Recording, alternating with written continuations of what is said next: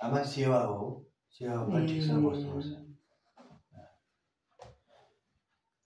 अब बढ्दै जाइन्छ ल खुट्टा के हुन्छ राख्नु माथि माथि राख न बाबा त्यो छेलिसपछि यता आइज न बढ़ते जाएंगे आगे आगे पीछे न मुड़ के देखेंगे यीशु रहेगा संग हम किसी से न डरेंगे बढ़ते जाएंगे आगे आगे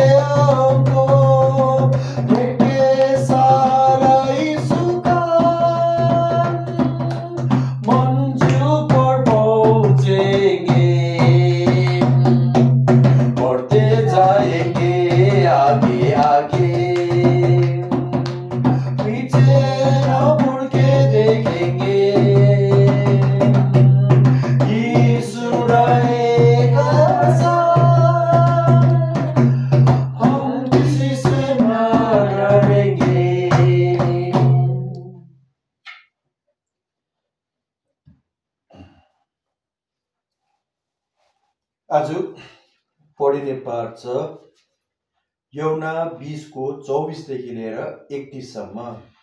यौना 20:24 देखि लिएर 31 सम्म।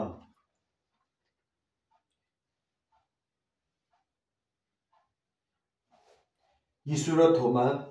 जब यीशु आउनुभएको थियो तब 12 जना मध्ये एकजना दिदिमस भन्ने थोमा चाहिँ तिनीहरूसँग थिएनन्।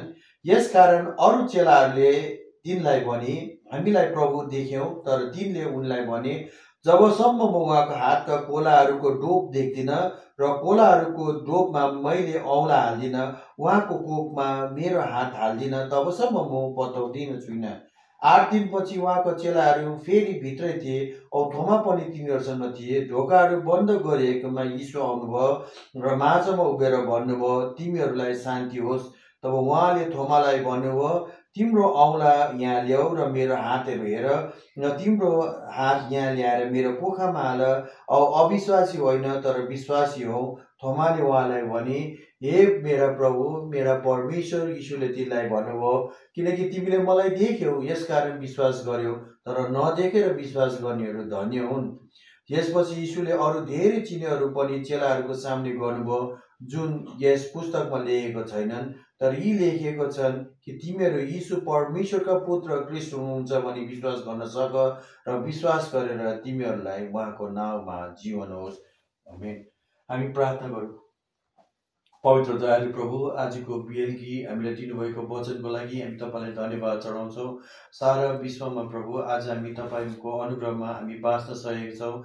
हाम्रो घरमा प्रभु आज धेरै कुरामा तपाईँले हामीलाई आशिषहरू दिनुभयो, तर यस्ता ठाउँहरू छन् प्रभु जसलाई प्रभु आज पहाडमा आज प्रभु आज घरहरू भत्किएका छन्, मृत्यु आएको छ परमेश्वर पिता। यो सबैमा प्रभु हामी तपाईँको सुरक्षा अनुग्रह माग्छौँ। यो फेस्टिभलको समयमा प्रभु कतिजना आफ्नो प्रियजनलाई भेट्न प्रभु आइरहेको छ, बाटोघाटोमा दयालु प्रभु तपाईँको सुरक्षा आशिष अनुग्रह दिनुहोस्। भल पहिरोहरू आउन सबै कुरादेखि दयालु प्रभु तपाईँले बचाएर राखिदियोस् भने तपाईँ प्रार्थना गर्छौँ।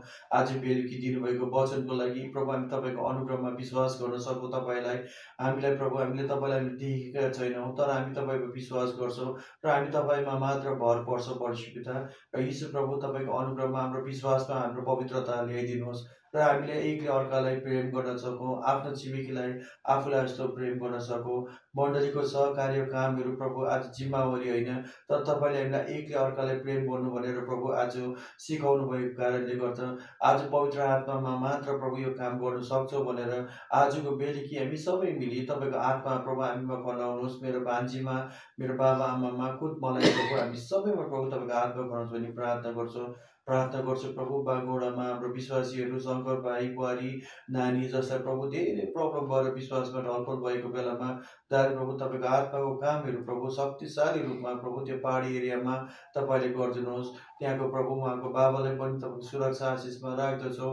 दाल प्रभु प्रार्थना गर्छु सिएमसी भेलोरमा भएको भाइलाई प्रभु यो जति पनि ब्लड क्यान्सर भएर प्रभु आज बोन म्यारो ट्रान्सप्लान्ट गरेर पनि चिकित्सा अवस्थामा भइरहेको बेलामा तपाईँ परमेश्वर प्रभु दयालु प्रभु आजसम्म जुटाइदिने तपाईँ प्रभुको अनुग्रह सम्पूर्ण यो सानो परिवारमा 3 वर्षको छोरी प्रभु आज यो जवान प्रभु आज भाइ बुहारीमा तपाईँको सुरक्षा आशिष सबै कुरा तपाईँ परमेश्वर पितामा माग्छौँ र प्रभु प्रार्थना गर्छु। यसरी नै रतन दाजुको आमामा तपाईँको सुरक्षा माग्छौँ।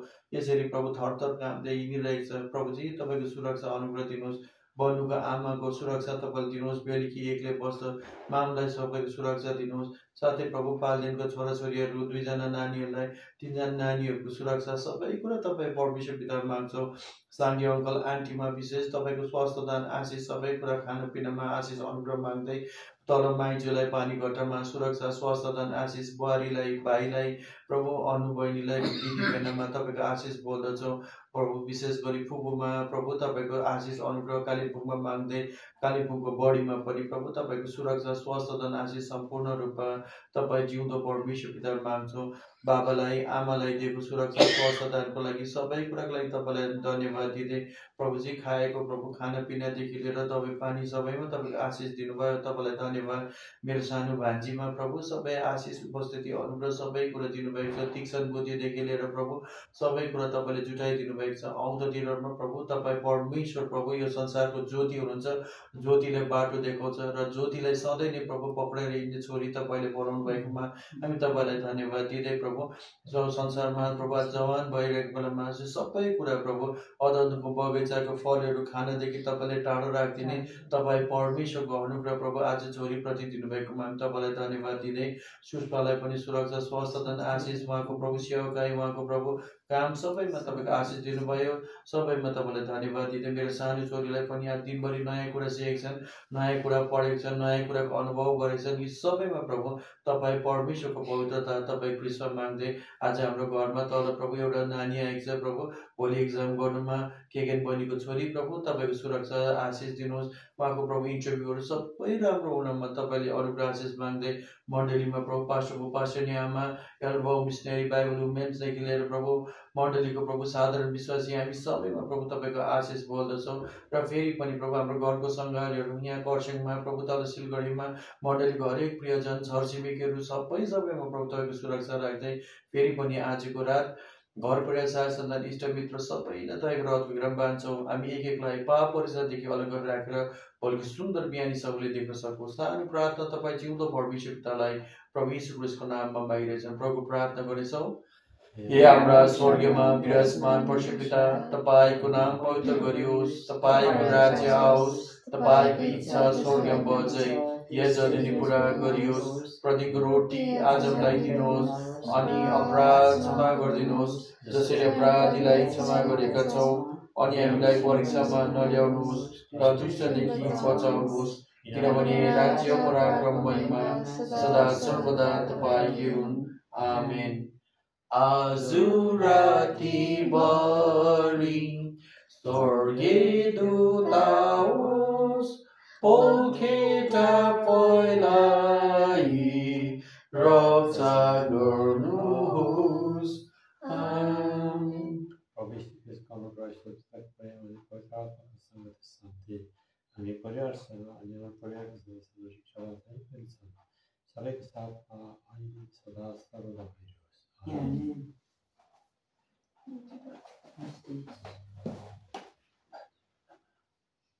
हामी मामाम खाने